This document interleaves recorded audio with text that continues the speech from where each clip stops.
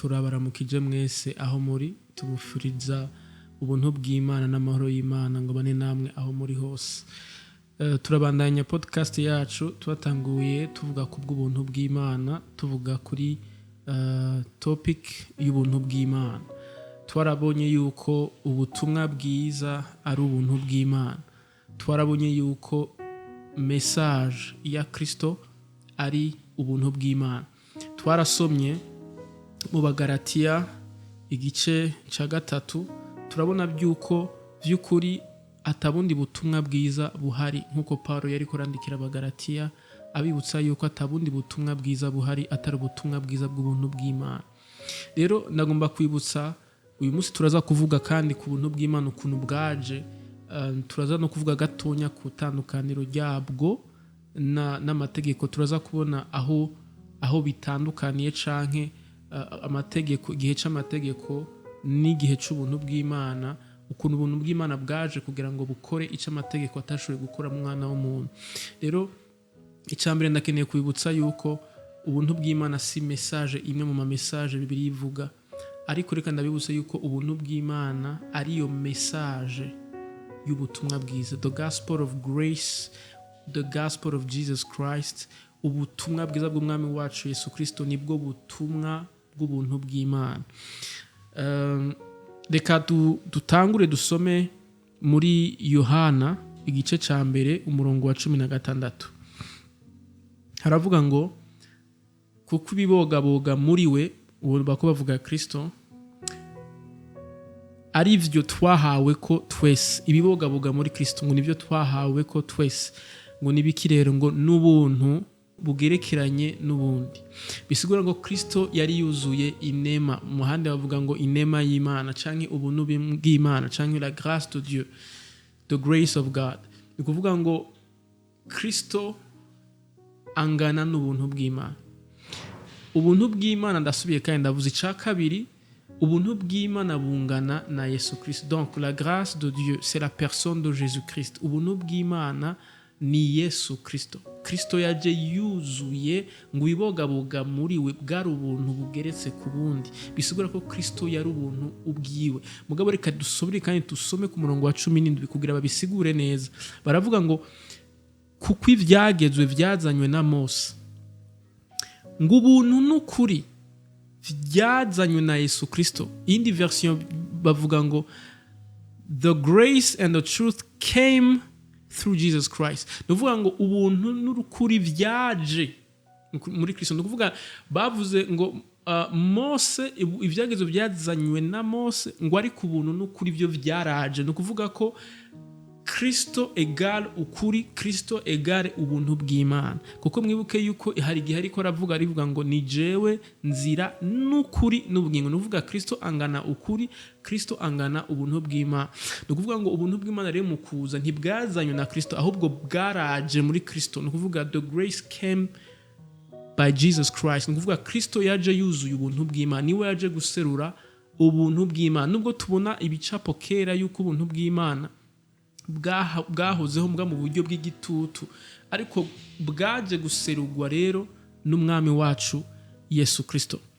Rero ndabifurije mwe muko muradukurikirana, ndakwifurije mbega hoba ubumaze imyaka myinshi uri mu ishengero, ubumva umenga ubuzima bwawe ntibuhinduka, wumva umenga ntushobora ntare hano utari kuragera, wama wumva umenga ntukwiriye imbere y'Imana, wama wumva umenga ufise intege nke buri munsi, wama wumva umenga ubuzima bwo gutsinda nta buhari, kandi Kristo yaratuneshereje. Mbega wowe uri mu Kristo umaze imyaka myinshi mu ishengero, ngo kumva urushe kubera ibikorwa byinshi bakubwiye ubwirizwa gukora kugira ngo ushobore kwemega imbere y'Imana.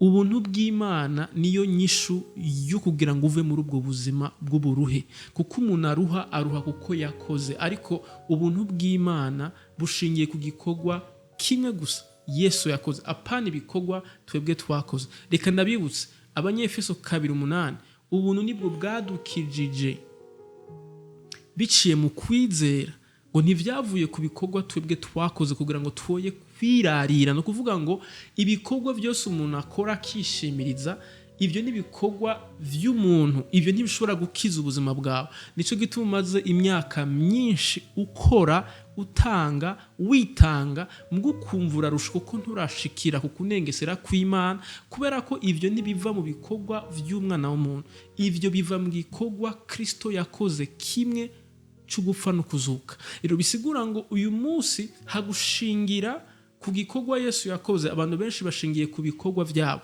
abantu benshi bashingiye ku byo batanga abantu benshi bashingiye ku bikorwa bakora mu ishengero ndumuririmbyi ndumuprotokole ndi pastori ndagenda kuraba imfuvyi ndagenda kugaburira ivyo bikorwa byose ni vyiza mugabo nta bikorwa vyiza bishobora gutabara ubuzima bwawe ndagomba kuganiriza undi muntu atarigera yumva Yesu Kristo ashobora kuba amaze kugerageza guheba ubuzima bubi kenshi bikamunanira ushobora kuba umaze iminsi myinshi warihaye gahunda yo guheba akaboregwe yo guheba sex yo guheba masturbation yo guheba ibintu bitandukanye yo guheba umuntu uzi neza ko yama kumerera nabi mugabo ko vyanse kumunana kuvuga ama addiction atandukanye drogue n'ibindi bintu bitandukanye biza bikaboha umwana w'umuntu vyoba vyarakunaniye ivyo bintu kubiheba kenshi urabizi kenshi ko wahaye ufashe gahunda yo kubivamo ariko ugasura kandi ukabigwamo ndagufitiye inkuru nziza si bikorwa vy'umuntu bidutabara si bikorwa vy'umuntu bibohora ikitubohora n'igikorwa Yesu yakoze ni wacizera ukacizereza umutima wawe ukizera ko Kristo ari we yapfuye ku bwawe agakiza naho kari mwene data rero reka tubone turabe hamwe twese tubone amavantage canke tubone ivyavuye mu buntu bw'Imana ikintu ca mbere umwana w'umuntu atari gushobora kwiha ubuntu bw'Imana bwaduhaye ikintu ca mbere n'agakiza tubisoma aho duhejeje gusoma mu Banyefeso 2:8 havuga ngo ubuntu nibwo bwabakijije ni kuvuga ngo agakiza kava mu buntu bw'Imana le salut canke salvation iva mu buntu bw'Imana agakiza ntigashufa mu bikorwa umuntu yokora nta gikorwa na kimwe wokora ngo uzoshobore vy'ukuri gukira canke gukizwa ndabibutse yuko atari kuba umuporoti kuba umupentekote kuba umunyedini gukizwa nukumenya neza udakekenya mu mutima wawe nukugira experience implicite itaboneka itagaragara na Kristo mu kwizera urupfu n'ukuzuka kwiwe bikaba bizima muri wewe ukabicarimwe gishasha niko gakiza niko gukizwa sukuva mu kibanza kimwe nguje mu kindi so guhindura idini ariko ukaguma uri umunyedini ukaguma muri wa wundi ahubwo no experiment ubwo buzima na Kristo experiment igikorwa Kristo yakoze ukacizera mu mutima wawe ukagira experience yiwawe na Kristo apana ivyo abandi bantu bakubwira ariko warumvise nivyo ariko mu kwizera wowe ubwawe ukizera ko Kristo yapfuye akazuka ku bwawe rero Paulo arandikira Abanyefeso babwira ngo ubuntu nibwo bwabakijije kugira bibutse yuko ibikorwa atari byo bibakiza ahubwo ubuntu ari bwo bukiza nukuvuga rero agakiza ntigari gushobora kuhishurwa bitabonetse bidaciye mu buntu bw'Imana reka ndabahe igicapo gitonye reka ndabahe igicapo c'umuntu yoba yarariye amadeni mugatashobora kuriha reka ndabahe igicapo c'umuntu yoba yarishe umuntu hama agafungwa ubuzima bwiwe bwose hama umunsi umwe hakaza umuntu afise ububasha afise n'inkomezi zo gushobora uwo muntu kumugira iki kumurekura reka akaronda mfate akarorero umukuru w'igihugu arafise ico bita la grâce no kuvuga arashobora guhitamwo kurekura umuntu amategeko yagirije ivyo adashobora we kwiregura umukuru w'igihugu akavuga ati jewe uyu muntu amugiriye ubuntu la grâce du président no kuvuga ko uwo muntu ararekuwe muga ntarekuwe kubw'inkomezi ziwe ntarekuwe kubw'ibikorwa vyiwe arekuwe kubera ko hari undi muntu yatanze ikiguzi reka mfata akarero ko umuntu yoba yarariye amadeni menshi adashobora kuriha hama akaba ari mu gasho bakamufunga hama hagaca haza uwundi muntu afise uburyo bwo gushobora kurihira uwo muntu agafata kwanza akaja no mu kibanza c'uwo muntu hama wa muntu akagira iki akarekugwa la grâce de Dieu rero ubuntu bw'Imana ntibisigura yuko twahawe ikigongwe c'ubusa gusa ntibisigura yuko ntitwacunguwe ku bw'ubusa gusa, oya, ahubwo twacunguwe n'ingabire y'ubuntu bw'Imana. Bisigura yuko hariho undi muntu yatanze ikiguzi cari gihari, mugabo twebwe ntitwari gushobora kugitanga. Abantu bibwira ko bashobora gutanga ikiguzi ngo cyo kugira ngo baje mu ijuru, ngo bakorere ijuru, ngo bazoje mu ijuru.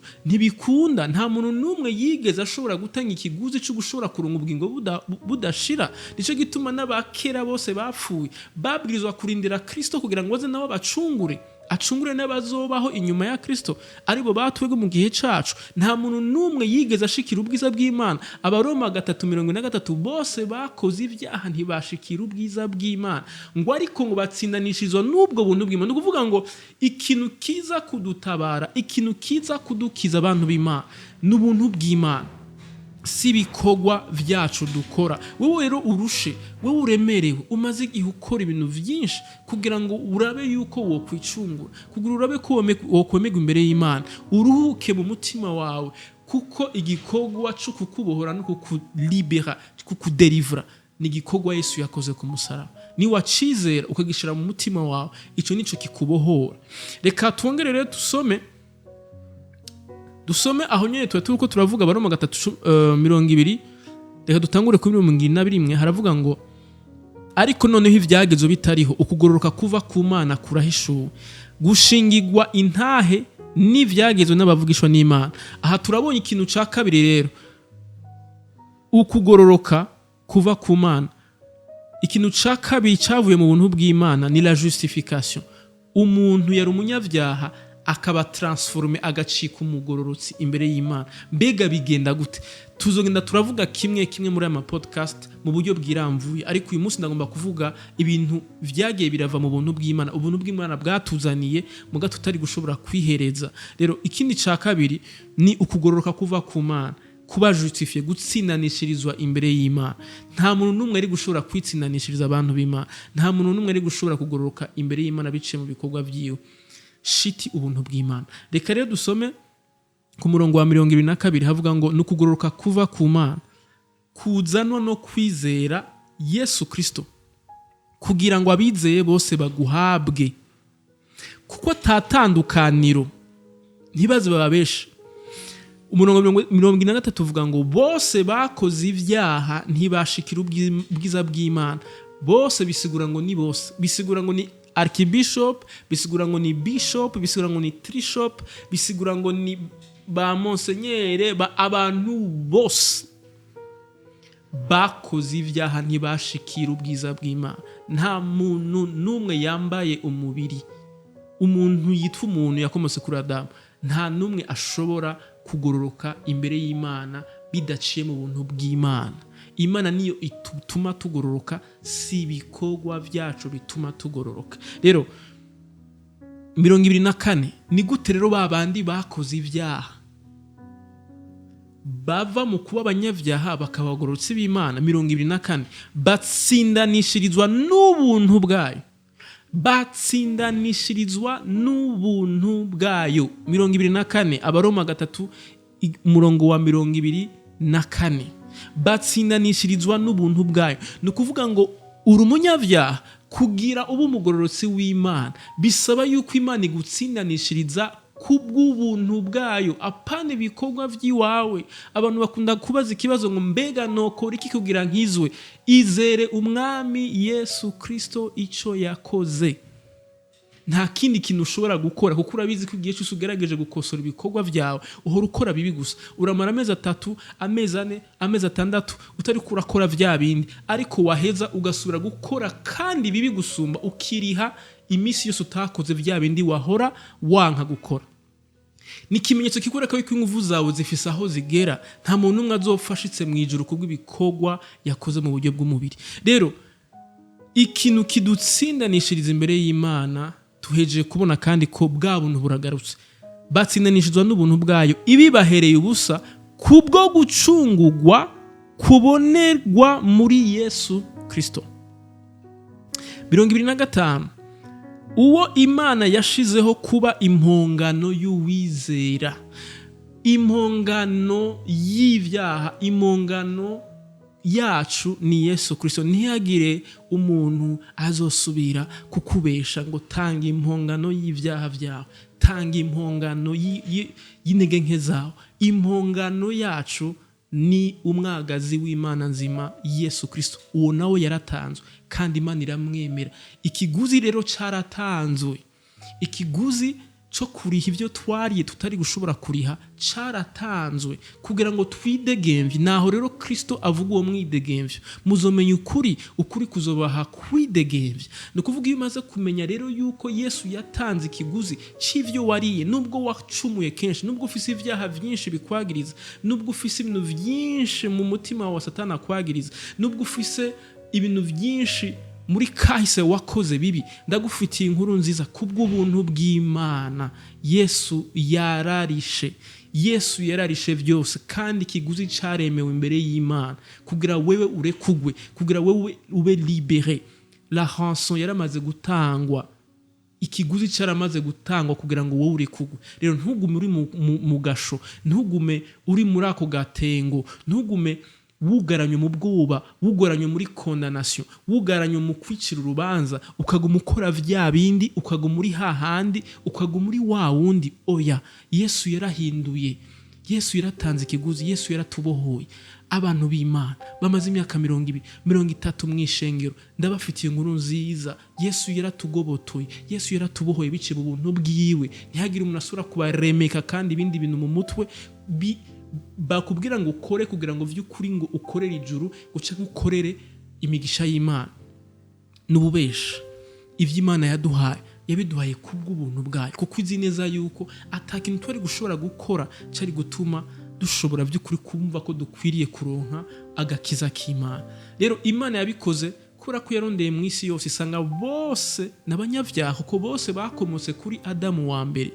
Adamu wa mbere nawe kuva acumuye akatuvyera yaracumuye, byatumye twese tuba contamine n'ico caha. Bisigura ngo imbere y'Imana nta muntu n'umwe ari gushobora gutanga ikiguzi ngo Imana icemere, ikimaze ngo Imana icemere, kubera ko bose bakoze ivyaha ntibashikira ubwiza bw'Imana. Imana yari ikeneye umwagazi w'Imana, umwagazi w'intama utagira agasembwa. Rero nico gituma Kristo ari we yaje, kuko niwe wenyene yavutse mu buryo, yavutse mu mubiri nkuko abantu bavuka, avuka aciye muri Mariya, nubwo yari Imana 100%, mugabo kandi akaba umwana w'umuntu 100%. Mugabo ijambo ry'Imana rikavuga ngo ntiyigeze kumenya icaha. Bisigura ngo yari afise amakarifikasiyo yo kutubera ikimazi imbere y'Imana gikwiriye kandi kibereye. Rero dutsindanishirizwa kubw'ubuntu bw'Imana. Ikintu cya gatatu nkeneye kuvuga, kubohoka icaha, free from sin. Abaroma 6:14 havuga ngo icaha ntikizobaganza, kuko mutaganzwa n'ivyagezwe, ngo ariko muganzwa n'ubuntu. Ubuntu nibwo butugobotora ingoyi z'icaha. Hari abandi bigisha ubuntu bucuritse mu gukora ivyaha no kubabaja bica, bagaca bigovyora ngo ubuntu bwaraduhariye, ngo twarahariwe ivyaha. Ivyo sivyo, ahubwo ubuntu original buva ku Mana butubohora icaha, budukura muri domination du péché.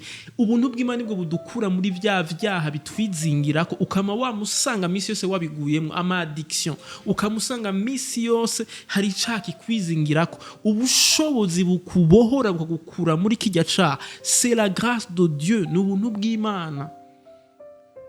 15. None tugire dute? Mbega dukora ivyaha kugira ngo kuko tutaganzwa n'ivyagezwe, ariko tuganzwa n'ubuntu? Biragahera. Ntimuzi yuko shobuja mwihaye kuba umugurano bo kumwumvira, murabagurano b'uwo mwumvira uwo, namba murabagurano b'icaha kizana urupfu, canke abo kumvira Imana kuzana ukugororoka. Bisigura rero ngo ubuntu bw'Imana bwadukuye kuba muri babandi bajakariye icaha, bumvira ivya kameremere k'umubiri bakajakira icaha bagapfa. Ahubwo ubuntu bw'Imana bwatuzanye kuba abumvira Imana bakaronka ukugororoka, bakaronka agakiza. ubuntu bw'Imana rero nizo nkomezi Imana yatanze kugira ngo zibohore abantu zibakure mu caha. Abantu benshi bavuga ngo mbega nova mu caha gute, mbega nova muri ibi bino, bakaca baja kwisonzesha. Ariko kwisonzesha siko gukuraho ibyaha, uramaze kwisonzesha kenshi ariko ukabusubira muri vya bindi nyene. Uramaze gutanga ibyawe vyinshi mugabo ukaguma muri vya bindi nyene. Inguvu zitubohora, inguvu zica imigozi y'icaha n'ubuntu bw'Imana. Icoma Imana ikaguhishurira ubuntu bw'Imana, wowe kuradukurikira. Imana ihishurira umutima wawe ubuntu bwayo kugira umenye yuko udashobora kubohoka, udashobora kuva mu vy'urimwo utamenya ubuntu bw'Imana. Rero abantu benshi bahora babaza mbega nokora iki kugira mpebe bino bintu, mbega nokora iki kugira mve muri bino bintu. Ntushobora kubura umwana w'Imana ukaba umaze imyaka 5, imyaka 10 mw'ishengero ukama ugifise vya bindi nyene ukora vy'ivyaha vyema bikwizingira ko 10 ans, 15 ans, 20 ans. Ivyo sivyo. Ubuntu bw'Imana burahari kugira ngo bukubohore ubushobozi bw'icaha. Reka dusome Tito 2 ku murongo wa 11. Naho haravuga ngo kuko ubuntu bw'Imana bwaserutse buzanira abantu bose agakiza, butwigisha kwikunkumura kutubaha Imana no kwifuza ivy'isi. Wewe ufise ingorane y'ivyifuzo vyinshi mu buzima bwawe, wewe unanijwe n'ivyifuzo vyinshi, ndagufitiye inkuru nziza. Inkomezi zigukura mu vyifuzo vy'isi, inkomezi ziguha deliverance. Abantu bakunda kuvuga ngo deliverance, ngo ndashaka ngo kuba delivery, ngo ndashaka ngo umuntu angirira deliverance. Ndagomba kubabwira abantu b'Imana, si umuntu akora deliverance. Deliverance ni kumenya ukuri kw'ijambo ry'Imana, ukuri ku butumwa bwiza. Yesu yavuze ngo muzomenya ukuri kuzobaha kwidegembya. La délivrance c'est la connaissance de la vérité. Ukwidegembya canke kubohoka biva mu kumenya ukuri kw'ijambo ry'Imana. Ahandi naho haravuga ngo whoever the Son sets free is free indeed. Uwo umwana wese abohoye arabohoka burundu. Bisigura ngo umwana niwe abohora, Yesu Kristo niwe abohora. Rero twabonye yuko hejuru ubuntu bw'Imana bungana na Yesu Kristo. Bisigura iki? Bisigura ko ubuntu bw'Imana bungana na Kristo. Kristo niwe abohora. Ni wamenye ubuntu bw'Imana uzobohoka mu buzima bwawe. Rero nagomba uyu munsi mbe nabangirije ngaha mvuga akantu ka nyuma turagasoma muri mu Balewi igice ni ca 26 umurongo ni wa 46. Musomye igice cyose murabona ibako bavuga ivy'amategeko. Nibaza ko tuzobandanya tuvuga amategeko ya Musa n'ubuntu bw'Imana mbega bitandukanye. Icambere nkeneye kubabwira kugira ngo ibindi tuzoyibandanye muri episode ikurikira. Havuga ngo Balewi 26 umurongo wa 46 havuga ngo ayo niyo mabwirizwa n'ivyashinzwe n'ivyagezwe ivy'Uhoraho yashize hagati yiwe n'Abisirayeli abigereye ku musozi Sinayi abitumye Mose. Ndagomba ko mubona ngaha ibintu bitandukanye. Icambere ni ukuvuga yuko amategeko yari kontra hagati y'Imana n'Abisirayeli. Ayandi mahanga ntiyararimwe. Muvyibuke neza ko Abisirayeli ico gihe bari bahari, ayandi mahanga yari ihari. N'Abanyafrika aho bari bavuye muvyibuke neza, aho inyuma bari bavuye muri Egiputa mu Banyafrika, Abanyafrika bari bahari. N'ayandi moko yari ahari. Mugabo Imana ikifata ku musozi Sinayi iha amategeko Musa, hama ayo mategeko amubwira Mose ngo genda uyabwire abise. Nukuvuga yari kontra ya hagati iri hagati y'Imana n'Abisirayeli. Ako mwibuke igihe Yesu afakazuka, mwibuke yuko yabwiye intumwa ngo nimugende muhindura amahanga yose abigishwa nanje, mubabwire mubigisha ibyo nashinze. Bisigura ngo mubabwire ubutumwa bwiza. Bisigura ngo amategeko bwa mbere na mbere yari Abisirayeli, kandi nibisigura ngo n'agakiza kuva kera kari kerekeye Abisirayeli. Mwibuke yuko na Kristo mu buryo bw'umubiri atarafa ngo azuke yavuze ngo sinatumwe ku bandi atari kubw'intumwa, atari kubwo intama z'ubwoko bwa Isirayeli z'imiryango 12 y'Abisirayeli. Ariko mwibuke yuko Kristo amaze gufa akazuka yarahinduye avuga ngo ubu rero mugende mwigisha amahanga yose. N'amajambo abiri atandukanye. Hamwe tubona amategeko ahabwa Mose akayabwira abisirayeli gusa, ariko tubonye ahandi havuga ngo nimugende mubwire amahanga yose. Ikibabaje rero gihari uyu munsi twebwe muri Afrika canke mu yandi mahanga, abantu kenshi bagiye kuvuga vya vyagezwe vya Musa, hakutubwira ivyagezwe bishasha vya Kristo ari bwo buntu bw'Imana. Nico gituma abantu benshi batabohoka, abantu benshi batamenya Imana, abantu benshi batidegemvya, kandi Kristo yaratanze umwidegemvyo. Uwidegemvya ntaba muca, ahubwo uwidegemvya yarabohotse, yaragobotowe mu ngo y'icaha. Ariko ni gute umwana w'Imana ashobora kumara imyaka n'imyaka mu ishengero ataramenya umunezero w'agakiza, agifise amakenga yuko ashobora kuja mu ijuru? Bigenda gute umwana w'Imana akora imyaka n'imyaka ari mu ishengero ariko atazi Yesu Kristo, atamigenderanira afise n'umwami wiwe, atazi yuko apfuye ashobora kuja mu ijuru? Ibi byose ni ingaruka zo kutamenya isezerano twahawe ry'ubuntu bw'Imana riri ku masezerano asumba amasezerano ya kera abantu b'Imana. Rero iki kintu rero turakibona ngaha, aho amasezerano amategeko ivyagezwe bihawe abisirayeli ku musozi Sinayi. Mwumvirize rero twebwe bana b'Imana, umusozi turiko uyu munsi ntituri ku musozi Sinayi. Reka dusome Abaheburayo igice c'12, Abaheburayo 12 umurongo wa 18 havuga gute ngo: ntimwegereye umusozi wokogwako waka umuriro, kandi ntimwegereye umwiza w'umuzimagiza n'umuzitanya n'igihuhuta. 19 n'inzamba ivuga n'ijwi ry'amajambo, abaryumvise binginga kutabwirwa irindi jambo, kuko batabashije ivyagezwe ngo naho coba igitungwa gikoze kuri uwo musozi bacicisha amabuye, kandi vyabonetse vyari biteye ubwoba. Ngibi ibintu biba ku musozi Sinayi vyari biteye ubwoba, vyatumye Mose avuga ati mfise ubwoba cane ndahinda gashitsi. Mwumvise ibintu biba ku musozi Sinayi. Naragiye ahantu iheha ku musozi abantu bakunda kuja gusenga, ndababara cane mbonye bahise mbona ahantu banditse ngo Sinayi.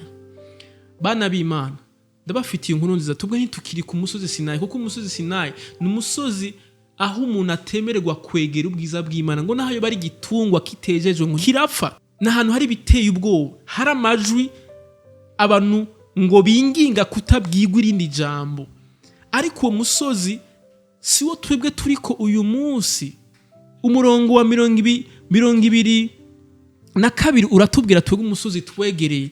22 avuga ngo ariko mwegereye umusozi Siyoni n'umugwa w'Imana nzima, Yerusalemu ho mwijuru. Ni ibintu bibiri, ni imisozi ibiri itandukanye. Hari umusozi Sinayi aho amategeko yatangiwe w'Abisirayeli, ni umusozi uriko abantu batarabohoka, abantu batarashika batarashikira ubwiza bw'Imana. Kuko mwibuke yuko abantu bose bahawe ivyagezwe ku musozi Sinayi batashikiriye ubwiza bw'Imana, batashikiriye mu gihugu c'amasezerano, ntibigeze binjira mu gihugu c'amasezerano. Muvyibuke neza ko na Mose ubwiwe yabihawe atigeze yinjira mu gihugu c'amasezerano. Ariko mwibuke yuko umugabo yitwa Yoshua na Karebu, generation y'abariyo yinjiye mu gihugu c'amasezerano, yabwara ubuhanuzi yuko Yesu Kristo niwe azoshikana abantu mu gihugu c'isezerano, kuko Yesu niwe agakiza kabonegwamo. Yesu rero niwe dusubira kandi tukabona muri Yohana bavuze ngo Mose ivyagezwe vyazanywe na Mose, ngo ari ku buntu bw'Imana n'ukuri vyaje muri Kristo Yesu. Ndasura kandi kubibutsa yuko Kristo niwe yazanye agakiza. Mugabo yaje gute? Yaje azanye ubuntu bw'Imana. Niwe rero yaje atubwira ngo nimwegereze atabwoba, ngo nimuze uko muri kose, nimuze uko muri kose. Iryo jambo karisi ko ryari bimeze. Umusozi Sinayi wavuga ngo ntiwegereze na gato utejejwe, ntiwegereze naho biba ari igitungwa ciwawe caca gipfa. Nukuvuga yaba ari inka ari impene, nticari kibujo yuko vyegera umusozi Sinayi bitejeje ngo vyari guca bipfa. Ariko Yesu azavuga ngo ni muzi uko muri kose, come as you are. Ndagomba rero kugutumirira wo kuradukurikira. Wewe wamufise ubwoba bwo kuba mu bwiza bw'Imana, wamufise ubwoba bwo kwegera Imana, motive ngo ufise amafuti menshi. Nta muntu numa gusumba kugororoka muri nose abakijwe bose bakijwe ku bw'ubuntu bw'Imana. Nta muntu numwe ari mieux que toi, nta muntu numwe ari perfect, nta muntu numwe yovuga ngo aragororotse imbere y'Imana ku bw'ibikorwa vyiwe, ahubwo ni wegereza atabwoba. Nubwo wogira intege nke, izo ntege nke zizane muri presence y'Imana, zizana imbere y'Imana. Imana niyo izokubohora, Imana niyo izokweza, Imana niyo no musi tweza mu isezerano rishasha, niyo itweza, niyo itugira abagororotse imbere yayo.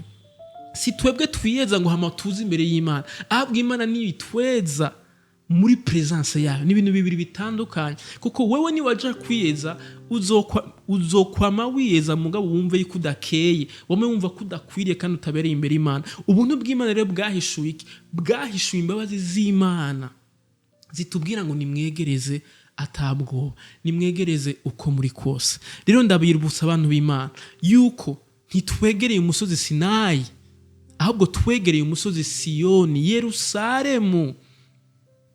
Haleluya, Yerusalemu wo mwijuru. Rero ndahereza kuri iri jambo Abagalatiya igice ca 5 umurongo wa 4. Aha niho tuzobandaniriza rero next time. Haravuga ngo yemwe abagomba gutsindanishirizwa n'ivyagezwe, erega muhinduye ubusa gufatana na Kristo kwanyu, muratemvye muretse ubuntu bw'Imana. Haca imyaka myinshi abantu baravuye mu buntu bw'Imana, kuko bahisemwo inzira y'ibikorwa vyabo, inzira y'ivyagezwe gukora. Muga nta namwe vyadushikanye. Abantu benshi bariko baradeprima mw'ishengero, abantu benshi barategwa n'akabonge mw'ishengero, abantu benshi barategwa n'inzigo yakazikira mw'ishengero, abantu benshi bariko barategwa no guhora bari muri vya bindi, bari mw'ishengero, kubera ko bamaze kurojeta la grâce de Dieu, bamaze kurojeta ubuntu bw'Imana, bahaye umugongo ubuntu bw'Imana. Rero ndagutumirira wowe kuradukurikira ngo niwegereze atabwoba, wakira ubuntu bushobora gukiza ubugingo bwawe, bugakiza umutima wawe, bugakiza umuryango wawe. Ubuntu bw'Imana nibwo budukiza, si ibikorwa byacu bidukiza. Ubuntu bw'Imana, amahoro y'Imana bibane namwe aho muri hose. Ndabasengera kugira ngo Imana ibahishurire iyi message. Ubutumwa bwiza nihishurirwa, Imana ibiguhishurire, ihishurire umutima wawe, ihishurire umutima wawe ubuntu bwayo yatanze kubw'abantu bose. Amahoro y'Imana n'ubuntu bw'Imana bikomeze kubana namwe mwese aho muri. Imana ibahezagire cyane. Amen.